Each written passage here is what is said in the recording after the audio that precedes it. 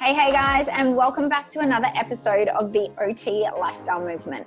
I'm Rhiannon Crisp, occupational therapist, personal trainer, and founder of OTLifestyleMovement.com. Today we are talking all about telehealth. Now, telehealth has been on the fringe for a long time. It's been sitting in the sidelines and only been used out of necessity to provide assessments and treatments to clients living remotely. But all of a sudden, we've been thrown into this whirlwind and we've been forced to think differently about how we work and about how we deliver services. So we are diving deep into this today with my good friend, Dr. Reina Olivera. Dr. Reina is the founder of Telehealth OT services. She supports OTs to thrive in the telehealth space and also enjoys working with families of children with autism spectrum disorder who are homeschooled. Welcome, Dr. Reina. Thank you so much for having me. I'm so excited to be here. Awesome to have you on. I would love to hit the rewind button. We'd love to get a bit of a backstory to find out how you came about the world of telehealth and landed and doing the work that you're doing today. Yeah, so I've been an OT for, I think, about 7 years. And at the time I decided to stay a generalist, like right when I got out of school. I was working a bunch of jobs, and then I decided to go back to school for my post-professional doctorate. And I was working at a clinic, and the idea of this clinical doctorate was that you use the information that you gain from there to make your workplace better. And so what this workplace was lacking was parent carryover. The parents were telling me all the time, like, my child's doing really great with you, but I can't get them to do that at home. And so I was looking for a solution to how can I see in their homes without actually going there. And that's when I came across telehealth, and that's what I did my capstone on, and looked for that solution, and it was what that place needed. So have you been doing telehealth since then? Sort of, how many years has that been now? That's been 4 years. Okay, interesting. Okay, and everyone's sort of just catching up. You've had 4 years on us before we've sort of stepped into this space ourselves. So we're still learning the ropes, and I'd love to get into what you love most about telehealth to start with, because it is very different to in-person services. Can you talk to us about what you love about this way of delivering our services? Yeah, so I think it's interesting because I did have the option to say, like, why wouldn't I just have done in-home services? Like, why wouldn't I have followed up with an outpatient kiddo and then gone into their homes? Personally, like, I just had heard horror stories about home-based services, about going to people's homes and dogs and bad neighborhoods and cancellations and driving and all this stuff. And when I found out about telehealth, like, I'm a techie at heart. Like, I love technology. I have, the camera, the computer, and I'm just geeked out in technology, and telehealth was just like the perfect fit for me. And I love the idea of being able to connect with our clients remotely. Like, it just fit perfectly for me. That's so good. And I think that's what a lot of other OTs are finding now as well, now that they've stepped into this space and they've experienced it for themselves, that a lot of clients can work really well in this telehealth space rather than in person. I know for me personally, working with a lot of my clients who are autistic, some of them much prefer to be talking to me across a screen, which is what they've grown up with. It's their culture, rather than that in person. Yeah, a lot of people ask me, like, oh, how do you get kids with autism to attend to the screen? And I'm like, no. It's like the other way around. Like, how do you get them to not attend to the screen? Because they love it, and they have grown up like this, and they love the technology. And so it fits even better with this population because they're so drawn to it. And I've had people tell me stories, and I've experienced the same thing, where the child, like, knows how to end the call, how to start the call, how to, like, bring up a paper or an object to the camera and, like, be right there on the, on the lens hole and not down here. Like, they understand the dynamics of being on a video call.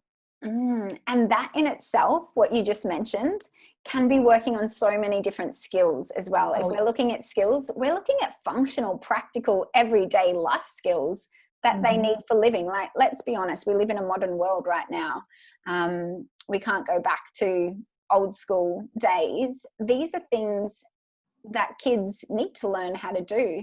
So we can be weaving this into our session as something that we're working on. If it's addressing cognition, or if it's addressing fine motor skills, or if it's addressing attention to task, whatever it is, we can be weaving that into literally starting up the computer and jumping on a Zoom session. Yeah, exactly. They're going to need that skill. Like, they're going to need that job skill no matter what job they have, I feel like, these days. So it's perfect. And what do you love personally about telehealth? Oh, I love that I can work from home. I love that I can set my own schedule. I love that I can be on vacation like I am right now, and I can just pop on a computer on the Wi-Fi or on my phone. It's freeing. Like, I don't have to go into a job, set hours, 9 to 5. I don't have to do that. I can just, move my schedule around how I want to. So that's what I love about it. It's the ultimate laptop lifestyle, isn't it? Yeah, for sure. So what kinds of OT services can be delivered via telehealth? Are there any things that we can't do via telehealth, or is it really just us starting to learn what the potential is?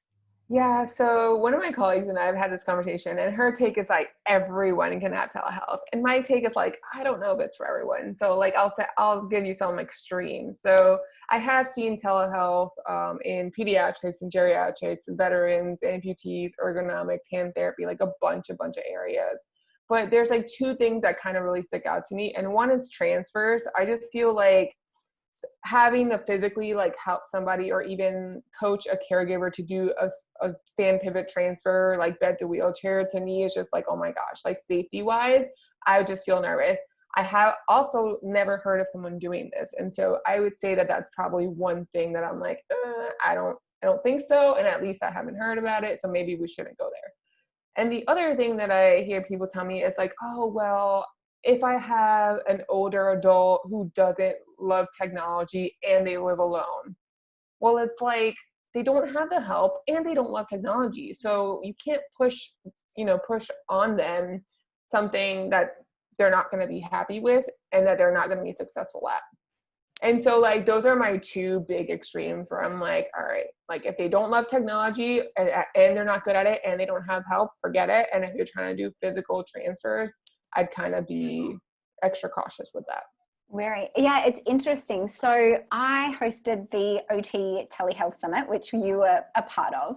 I also spoke to Dr. Kieran Broom, who is based here on the Sunshine Coast, and he does transfers. So we spoke about all the physical side of it, and it was really interesting to get his perspectives on how he does it safely. So if anyone wants to get more info, definitely go check that out. It's I'm the gonna have to OT. go listen to that one.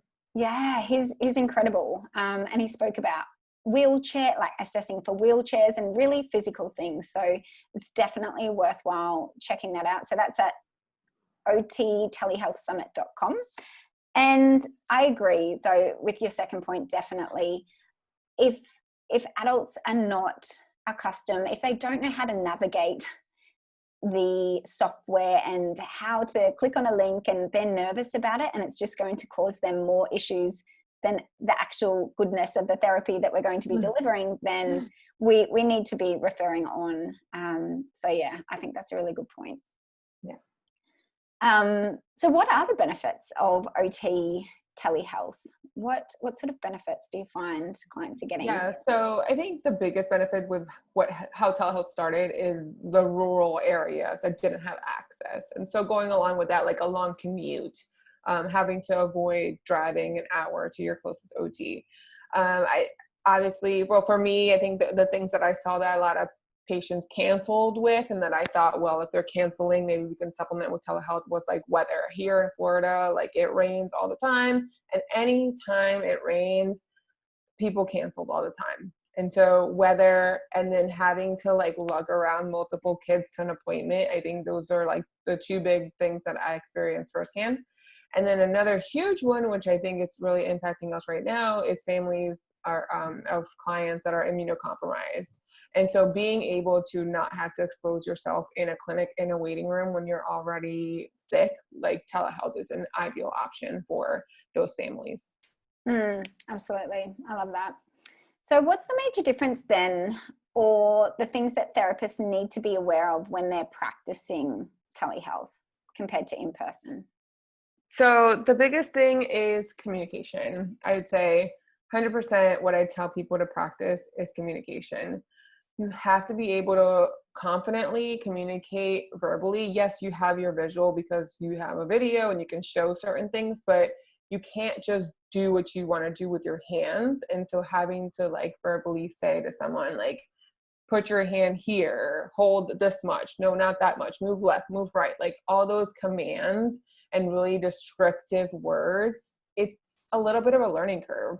And so I always, anyone that comes to me for advice is like the biggest thing, practice your verbal communication, practice tying your hands down and telling someone directives without using your hands. Interesting. It is such a big thing, isn't it? And you don't realize how important that is until you're actually thrown into it. Yeah, exactly.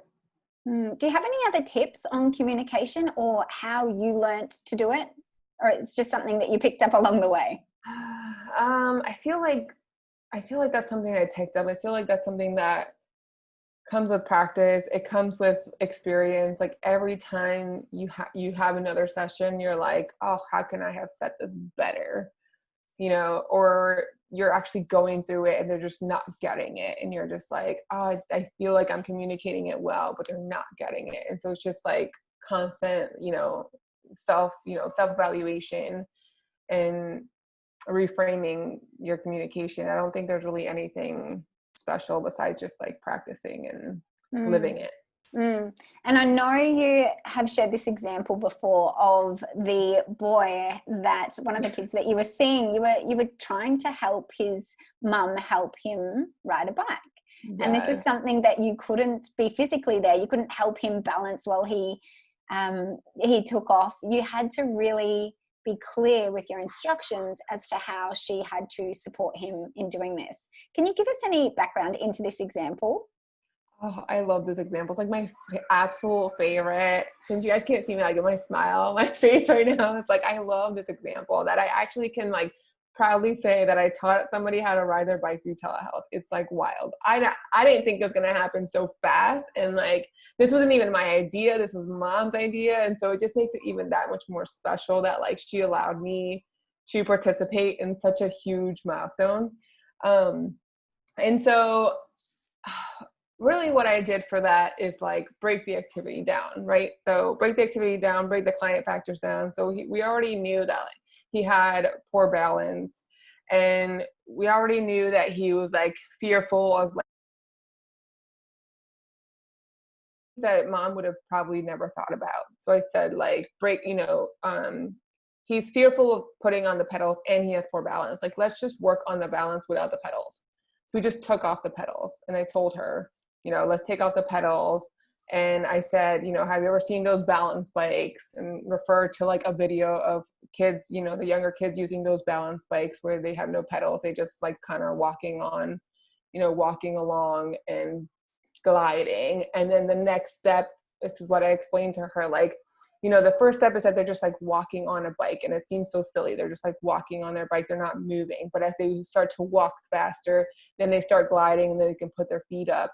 And that's how, when you start working on your balance, when your feet are up and you can maintain your balance on the two wheels with just your feet elevated. And so I just took her through that process. And once we saw that he was like doing way better with his balance, then we're like, okay, well now let's add the pedals and let's, go through. And so I just activity analysis, just broke it down for them in ways that they would have never thought possible. Like any traditional family who has never had OT experience, it's not going to go and remove pedals from a bike. Like that's just not what they're thinking. They're just thinking like, we just got to go. And so then it came to the point where we had the pedals, back on, but he's obviously not getting it right there. So now I'm like, all right, mom, you got to hold, you got to hold here, but where's here? So I have to use my descriptive words. Like you have to, with one hand, like stand next to him, stand to one side of him, with one hand, like hold the back of his seat, with the other hand, like hold the handlebar. And so, you know, she put me, I say me, or like the tablet somewhere where I could see everything. And then she'd be like this. And then I'd say, maybe move it a little bit closer to him or farther away or what have you. And just, again, use those descriptive words to guide her along to where to put her hands. And then, I mean, it was just like a flash before my eyes. Like they just got it. And it was beautiful. It's just a beautiful experience. I love that. And it shows that there's no boundaries. There's no limitations as well. We don't have to have clients sitting in front of the screen doing a really sedentary activity. You've really pushed the boundaries here and shown us that we can go outside, we can go into the community, and we can be riding a bike down the neighborhood. So it really, we need to be thinking bigger than what we consider telehealth to be. Yeah, I feel like a lot of people like bog down with the technology side of it because they feel like they have to learn all these programs and all these digital activities to like engage their kids, and that's just not how like my telehealth brain works. Like if you ask me, I'm just like, put the tablet down somewhere in your house where I can see everything that's going on. Go like be about your life with your child. Let's see what the problem is, and then like we'll talk about it and do whatever. So like I encourage the families to do an activity they would normally do. So I'm not making up the activity. I'm not planning. I'm not doing all of this work on the back end. I'm just like, do an activity that you would normally do. Arts and crafts projects, science experiments, board games are like a huge favorite. We do work on handwriting and other things, but I try to do things that they would normally do. So if they have a particular notebook, for example, one of the kids that I work with has a notebook that has a blank, half of the paper is blank on the top and then the other half has lines on the bottom, and it's like to write a story. Maybe that's not something that I would have done, but because she took that out, then I'm like, oh, let's draw a picture. Now let's write a story about it, and totally do whatever they would normally do. Especially homeschool families, they're good about coming up with plans and ideas, and they like implementing that, but then they struggle with a certain piece of it. And so I like to just watch them interacting together as a family, and then like chime in on, well, why do you think this is happening? Well, what do you think it could be better? And et cetera, et cetera. And it's all super functional. It's not anything like, it's not my agenda, it's theirs. And we have had so many conversations around this. I love this because what we're doing here is we're able to see the client in the real life context of their day-to-day life. And we can go so much further than the activity on the computer screen or a little pipe cleaner and, cup activity, or whatever it is, and even if it's conversational with the adults, we can be looking at dressing skills. We can be looking at how they get in and out of bed. We can be looking at gardening. I mean, the possibilities are really endless, and we can be looking at their meaningful occupations in their everyday life.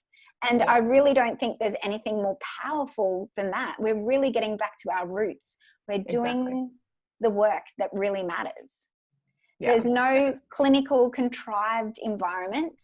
We cannot replicate the home. And we have the privilege and the opportunity to step into the family's home or to the client's home, do an assessment in their own environment. And, this is one big factor, isn't it? Environment, occupation, person. Yes. And we get to see everything. We get to see the utensils that they use. We get to see their cupboard and the clothes that they keep in there and how we can better rearrange it so it supports their injury. It's honestly, I think it has so much potential, and we can be really utilizing this in such a bigger way. Yeah, definitely 100%. That just reminded me of another story that this mom was like telling me, oh, so-and-so is like struggling with making the bed. And I was like, all right, let's go like to the room. She's like, right now? I'm like, yeah, right now, let's go. Went up to the room and I was like, all right, like what would the bed look like to you? And like, she whips out, like they have like 6 blankets on the bed. And I'm like, oh my gosh, like I would have never, like my daughter's bed is just like one comforter over the bed and done. he had a comforter and like 5 other blankets, and she wanted him to put the comforter on the right way with the cartoon characters like facing, forward, and then fold each of the 6 blankets and put them on the foot of the bed, like in order from like biggest to smallest. And I was like, that is way too much. Like, and I would have never, if we were in a clinic working on bed making, we would not have had, even in rehabs that have the apartments, laid out for you to practice ADLs, there's not 6 blankets for you to practice in. And this is like what his reality was. And so it's so beautiful to be able to see that, to see like what is going on in their home. It's not anything like it is in mine. It's not anything like I imagined. We wouldn't have been able to replicate that in the clinic or in the rehab or anywhere. Oh, such a great story. So you mentioned before that you don't prepare for sessions, and a lot of OTs might be thinking, oh my God, like how does this happen? Like I have my list of things I need to tick off and the goals that I'm working on to make sure that the session flows and I'm doing the things that help the client achieve their goals. How do you not plan your sessions? Talk to me about that. So I just get on a call and I ask the family, like, hey, how's it been going? Like, what's been going on? And usually, sometimes it's, the same issue that is just going on, weeks at a time. And sometimes it's something new. And I just say, okay, like, so this is what you're struggling with. And then they already know if they're working with me that they should have like something pulled out, like either a board game or like Play-Doh or whatever they want. And so if they say, okay, well, our biggest problem is like attention, or he can't sit down for 5 minutes. We have an activity and now we're just going to say, okay, well, let's get started and see how the attention is. I didn't have to go make a project to share with them to do. Like, I just don't have, like, that's just not how I think. So I just say, okay, like the one with the bed making, like, what are you struggling with? Oh, he won't make the bed. Okay, let's go upstairs and make the bed. Like, oh, what are you struggling with? Cooking. Okay, well, let's go in the kitchen and go cook. Like, we just go do functional stuff. Or if it's like attention or cognitive or whatever, we have a kind of like a plan in quotations here, like of an idea of something that maybe we want to do, and then we tie in those skills into that activity. So I don't plan activities like I would in the clinic. I just don't. And even when I was in the clinic, I didn't really plan activities anyway.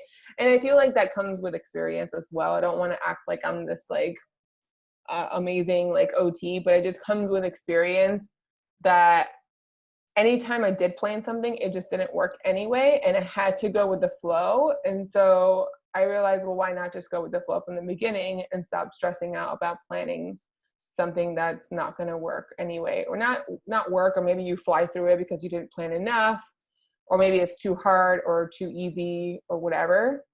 And so to me, I've just gotten used to going with the flow.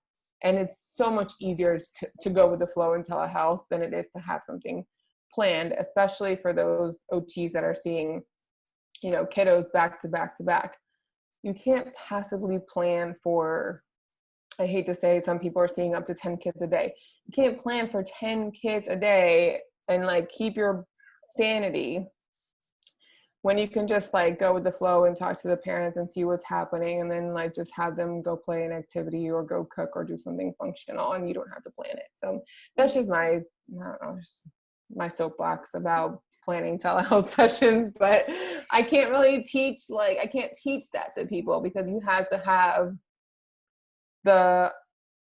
and I call it critical reasoning skills. I know it's like clinical reasoning, but we're not in the clinic anymore. So I say critical reasoning. Like, you have to have the critical thinking skills to be able to like just go with the flow and be flexible and just, I don't know, work as you go. I love that. And I think that's our new hashtag, go with the flow. Yeah, go with the flow. Well, the way I see it as well is we can bring so much. So whatever their interests are, or whatever their passion is, or whatever their current challenge is that they want to focus on, we can weave our therapeutic occupations and our knowledge into a session that way. We don't have to have it all planned out. So if a child is specifically really focused on Pokemon, or they've got something, we can work on our attention skills. We can work on our self-regulation. We can work on problem solving, whatever the skills that we're working on. And the same with the adult population as well.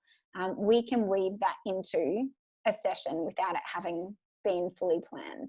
And I love that. And that's how I work a lot as well. So what do you do when things don't go to plan? So let's say something happens unexpectedly. What do you do in telehealth world? So, I mean, like, there's people always say, like, it's not if technology is going to fail, it's when technology is going to fail. And so we always have, you know, hiccups and issues here and there with telehealth. I think the biggest thing is for me to always have a backup plan. I mean, we talked about like not planning interventions, but I think that's different than like planning for something happening in telehealth or in the technology. And so always having a backup platform, always having backup to your Wi-Fi. Like if you're on Wi-Fi, my backup for me is my phone, and I have the platform that I use on my phone, so I can use the mobile device. And not just Wi-Fi, but also like if the power goes out in your house, then you have a backup plan. If you can't reach via video, having that person's phone number like readily available, and just having a backup plan, an alternate way of communicating with them, and letting them know, like, listen, maybe this isn't working out for whatever reason, or they could have an issue on their end too, and just rescheduling. Luckily, that hasn't really happened too much with me. We've been able to figure it out because I think I prepare parents and say, like, if we get bumped out of here, log off and log back on. If you can't, then we'll, you know, I'll send you another link to something else. And so just preparing for those like mishaps. Mm-hmm. So what do you know now that you wish you had have known when you started telehealth? Oh, let me think. I would say that it's okay to be quiet and observe. I think that's like my biggest, and that's any OT's biggest thing, is like we feel like we have to talk. We feel like we always have to be intervening and helping and doing something. And the biggest lesson that I have learned throughout the years is to just sit and observe. And you learn so much. And sometimes it's like an awkward silence, but it's okay. Like it's okay because you're processing and you're learning and they're processing, and it's okay to just sit and observe. Mm-hmm. Can you give me an example of what this looks like? So, all right. So I would say like, if a child, I'm going to keep going with my pediatric examples because that's what I do now, but if a child is having a tantrum or a meltdown, whichever, you don't have to like jump in and say like, go do this, go do that.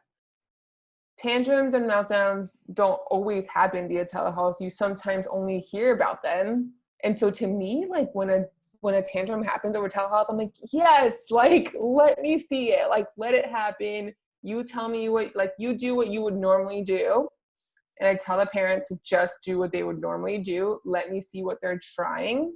I've probably suggested a billion things by now. So either they're doing them or they're not. Never actually probably seen them do it. And then I get to just sit back and just watch. And it seems so cruel. It seems so crazy that I'm not jumping in and helping them with this tantrum, that's what they've been struggling with for years. But like, I've never seen it. I just want to sit back and watch. I love that. So if you were to talk about your top 5 tips for therapists who are currently working in telehealth, or those who want to transition to telehealth, what would be the top 5 tips you'd give them? All right. The first one is, which I just talked about recently in my group, is to study telehealth like you were studying to change populations or change settings. So if I'm a pediatric therapist and I all of a sudden wanted to start working with adults, what would I do? I would take a bunch of courses. I would attend conferences. I would I don't know, ask friends, read books, do whatever, and educate myself to change populations, change settings. So this is the same thing. You have to start studying telehealth. You just have to. So that's my number one tip. The second tip I would say is practice. Practice with your friends, practice with your friends' kids, practice with your friends' grandparents, practice with whoever. And again, that whole like tie your hands down and practice that verbal communication, huge. All right, another one is, we talked about this too, but focus on function. Focus on functional tasks, occupation, and not really like your stacking blocks goal or your threading beads goal or what have you. Like why I can't, don't even get me started. Okay, hold on, Reina, tell me why. Let me dive deep into this for 1 minute. Tell me why this is so important to you. Why is function and meaningful occupations to the client so much more important than, like you said, stacking blocks? Because it's like what are we trying to accomplish with stacking blocks? Like what are we trying to do? Okay, say I don't know, say stacking blocks is preparing somebody to like stack cans from the grocery store. Whatever. Like, why don't you just go stack the real cans that you're going to go use and not blocks? Like, I get that we're working on visual perceptual skills or visual motor skills, you know, whatever, all the skills you want to talk about, stacking blocks, cognition, is it going to fall over? Is it not? But is that like a real skill? Like when do we go around stacking blocks? Unless you're like a bricklayer, you really need to stack blocks. Like that's not like a functional skill. And so it's fine to use it like in pediatrics or what have you, but like I've had people say, well, they don't have the blocks that I have in the clinic. Sorry about the noise. They don't have the blocks like in their home that I would have in the clinic. Okay, so like use something, like do something that they would normally be doing, you know? So that, I don't know, it's just like, this is what OT is all about. It's all about function. It's all about participation and occupation. And if those things are not what kids are doing or adults are doing, why are we imposing that like on them?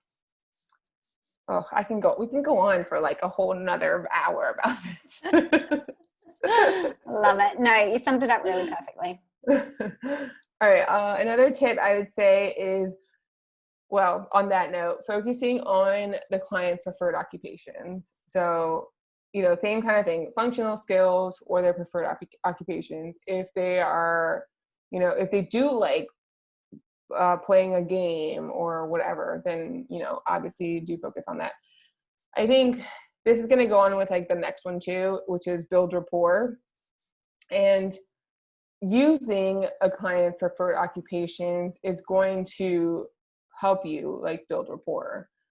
You know, a perfect example is one of my latest clients, which he has a relative who is an occupational therapist, but they wanted a formal like peds OT. And on my evaluation, I asked like what his interests are, and he likes Minecraft and Pokemon and Legos and all that stuff. And so the next day we were building like a emotional regulation thing, and instead of using zones of regulation, I started using the characters that he liked.